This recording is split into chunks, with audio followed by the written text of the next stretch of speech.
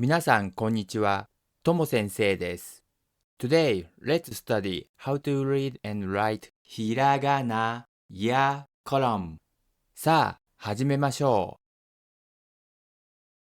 う。Let's get into や、ゆ、よ、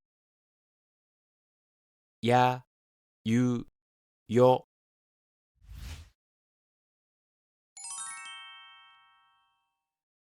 や、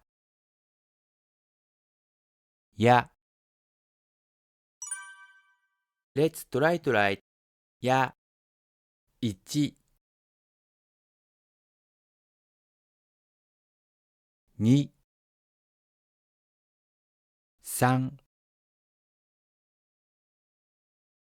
や。もう一回書いてみましょう。Let's try one more time. 1、2、3、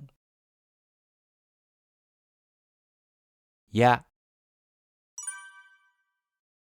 野菜、や、さ、い、野菜。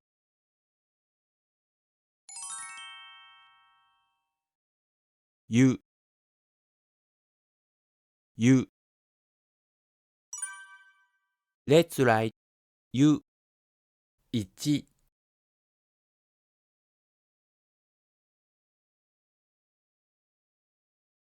2、ゆ。もう一回書いてみましょう。1、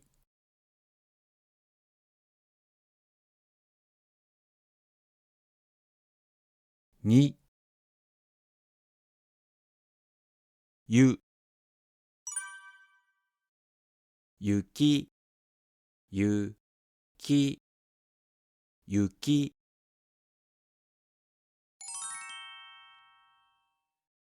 よ、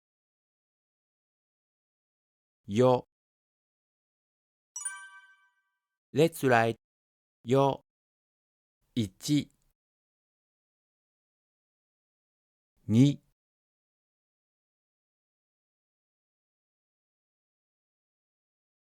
よ。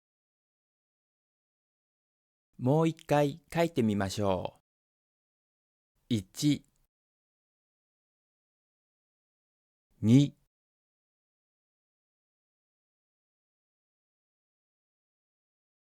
よ、夜、よ、る、夜。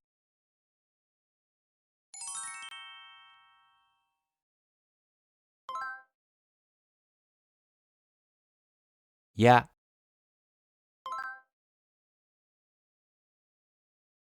よ、